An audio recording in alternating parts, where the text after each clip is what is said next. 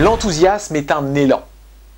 Derrière cet élan, il y a un cycle qui va dynamiser, qui va vous dynamiser, qui dynamisera l'organisation, qui dynamisera votre équipe, qui dynamisera votre entreprise.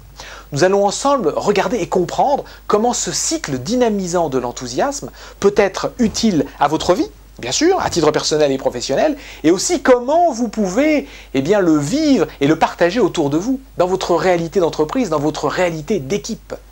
Regardons cela d'un peu plus près, ce cycle dynamisant de l'enthousiasme. Au départ de tout cycle, il y a une logique de lancement, bien sûr. D'ailleurs, cette logique de lancement nécessite d'une certaine façon de mobiliser une forme d'énergie et puis ensuite de concrétiser une action. Alors nous allons identifier dans ce cycle 4 temps forts.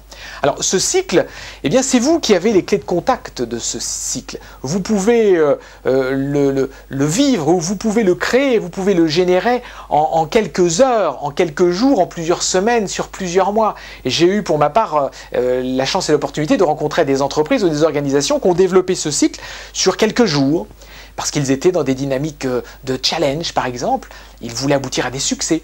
J'ai rencontré aussi des entreprises qui ont travaillé ce cycle sur une durée d'1 année, par exemple. Nous allons identifier les 4 grandes phases de ce cycle.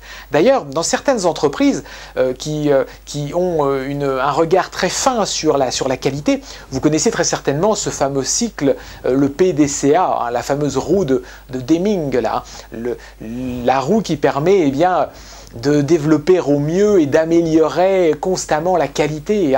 On planifie les choses, on les fait, on analyse et on améliore. Vous savez, le PDCA. Et bien vous allez voir que d'une certaine façon, ce cycle dynamisant de l'enthousiasme peut se superposer à un PDCA existant. Nous allons identifier les 4 grandes étapes de ce cycle. La première étape, nous allons la baptiser l'étape de l'impulsion. La seconde étape sera celle de l'émotion. La troisième sera celle du réflexe et la quatrième celle de l'amélioration. Le tout étant centré au cœur d'un dispositif à base d'action.